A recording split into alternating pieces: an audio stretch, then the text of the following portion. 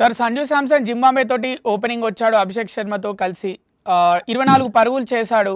అంటే ఊపిచ్చాడు అనుకుంటున్నారా? ఆ ఊపిచ్చాడు. అలాగే అభిషేక్ కూడా ఇన్నింగ్స్ ఫాస్ట్గా ఆడడానికి కూడా సంజు బ్యాటింగ్ హెల్ప్ అయిందని మీరు అనుకుంటున్నారా? ఇప్పుడు ఎలా ఉంటుందంటే T20 మ్యాచ్లో 50లు 60లు కొట్టాల్సిన పని లేదు ప్రతి బ్యాట్స్మెన్. ఒక బ్యాట్స్మెన్ 50-60 కొడితే చాలు. మిగతా వాళ్ళు లిటిల్ క్యామియోస్ సంజు ఆడినట్టుగా. సంజు 15 బాల్స్లో 24 రన్స్ చేశాడు, 2 సిక్స్లు కొట్టాడు. స్టార్టింగ్లోనే మనకు మంచి ఎక్స్ప్లోజివ్ స్టార్ట్ అందించాడు.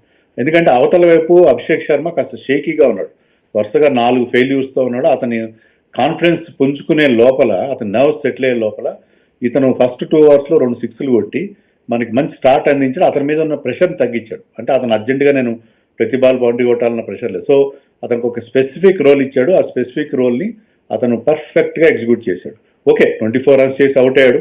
24 was very very very much valuable.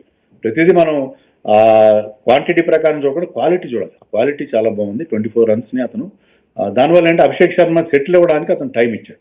అదే ఇండియా స్ట్రాటజీ. ఎందుకంటే అతను వెళ్ళేటప్పుడు పెవిలియన్లోకి వెళ్ళేటప్పుడు హ్యాడ్ ఎక్స్చేంజ్డ్ అదేమంటారు గూస్ దీంతో వాళ్ళతో వాళ్ళు అతను అభినందించారు, కోచ్ అండ్ మన బ్యాటింగ్ కోచ్. అంటే అతనికి ఇచ్చిన స్పెసిఫిక్ రోల్ అదే. నువ్వు పెద్ద స్కోర్ చేస్తావా లేదని తర్వాత అనవసరం. ఇండివిజువల్ ల్యాండ్ మార్క్స్ కాదు, అక్కడ టీంకి అవసరమైన బ్యాటింగ్ చేయాలి. లాస్ట్ మ్యాచ్లో అదే జరిగింది. అభిషేక్ అండ్ హార్దిక్ మాత్రమే 50s చేశారు. మిగతా వాళ్ళందరూ కాన్ఫిడెంట్ 20s and 30s. ఆ 20s and 30s వల్ల మనకి 250 స్కోర్ వచ్చింది. సో మనకి ఓన్లీ 250లో ఉన్న ఇన్నింగ్స్ మొత్తంలో, కానీ ఆ 20s, 30s, 40s కలిపి మనకి ఒక హైయెస్ట్ స్కోర్ 256 మనకు వచ్చింది. So that approach is very much good. So Sanju Samson experiment కంప్లీట్గా సక్సెస్ అయిందని అనుకుంటున్నాను. కీపింగ్ కూడా అతను బాగా చేశాడు. ఒక మంచి క్యాచ్ కూడా పెట్టాడు towards end of the game. He's taken a wonderful catch. First స్లిప్లో వెళ్ళే క్యాచ్ అతను తీసుకున్నాడు. సో సంజు ఎక్స్పెరిమెంట్ కంటిన్యూ అవుతుంది. అతను కీపింగ్ ఇచ్చారంటే అర్థం ఏంటంటే ఒక్క మ్యాచ్ కోసం కీపర్ని మార్చరు.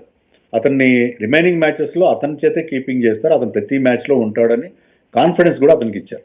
సో సంజు ఎక్స్పెరిమెంట్ మొదట్లో ఫెయిల్ అయినా ఇప్పుడు ఖచ్చితంగా క్లిక్ అయిందని చెప్పాలి.